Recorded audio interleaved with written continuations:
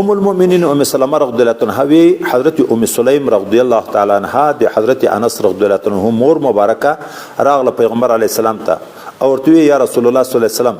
الله تعالی خو ترک د حق نه کی لازم د حیا سره ترک ته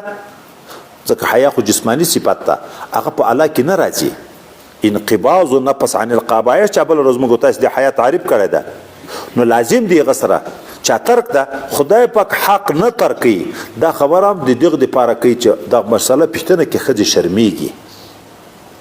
خو مجبوریت کار کوي عذر ویلې رب کریم د حق بیان کوي نو زه مجبور یم د حق پښتنه کوم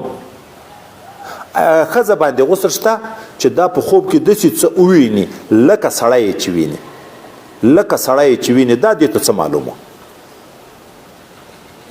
لکه سړی وای دغه حال یا دی لیدلی و یا یې اورېدلی خبره خو د احتلام ډېر دي خو لیدل خو هم دا کونډه وه میړه یې درلود خو د حضرت انس رضی الله عنه مور ده میړه په کور کې احتلام شوی دی جامې مینځلې دي دا یې لیدلی دي په سترګو ځکه دا ویي چې که ښځه هم داسې څه وویني لکه سړی چې وویني په خوب کې آیا په دغه ښځه باندې غسل شته حضرت پیغمبر علیه السلام ورته ویل چې او خو چې کله منی وویني اذا هي رأت الماء فلتغتسل چې انزال شوی وي منی خارج شوی نو دا دې غسل وکړي حضرت ام سلمہ رضی الله عنها وی قلت لها فزحت النساء ما ورته ویل ښځې دې وشرمولې یا ام سلیم دا دې څنګه پوښتنه وکړه ویا خو طبعا ښځه په دغه پوښتنه شرمېږي د دې عادت دا ده چې دا حال پټوي اگر که هغې ته دم علم په دغه خبره او یا دا ده چې پرون موږ ویلې چې ښځو ته احتلام کم پیدا کیږي او ازواج مطهراتو ته پیدا کېدو نه ځکه ورته ښځې دې وشرمولې دا دې څه ویلې او بل دا ده چې د احتلام دلیل د شهوت ده احتلام چې د چا کیږي ګورې د انسان چې کله کمزوری شي مریض شي احتلام یې ډېر کیږي تاسې خیال ده دلیل د شهوت اعصاب کمزوري شي نو د لږ شهوت برداشت هم نه لري معمولي شهوت لکه د جماع په حال کې چې کوم انسان کمزوری وي اکثره د دخول نه مخکې انزال وشي شهوت ډېر قوت کم نو چې سړی مریض شي سړی ستړی شي سړی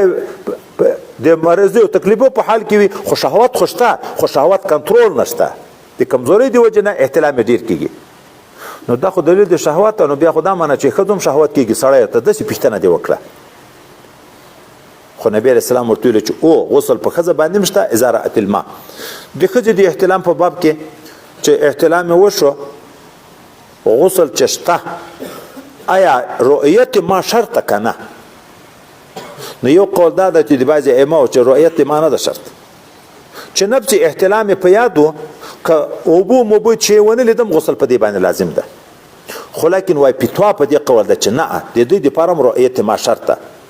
هغه قول چې کوم علماو کړی چې د ښځې احتلام وشو که ما یې نه لیدلی هم غسل شته وای هغه کنایه ده د انزال نه احتلام یې چې وشو احتلام دا معنی چې انزال یې وشو بیا که د باندې بدن نه یې راوتلی خوند پیدا شو ځکه پرون مو ویلي و چې مني چې وځي بشهوت وځي چې خوند پیدا شو د خوند په وخت کې انزال وشو نور یو طرف ته د باندې که ادراک ونه شي خو وای نه بیا مختاره دا ده کله خو خوب کې دغسې حالات وي د خوب د کیفیت د خوند هم وي لیکن سړی مې راویښ شي په بدن باندې چینی وي چې په بدن چینی وي په یو صورتو کې بیا غسل نشته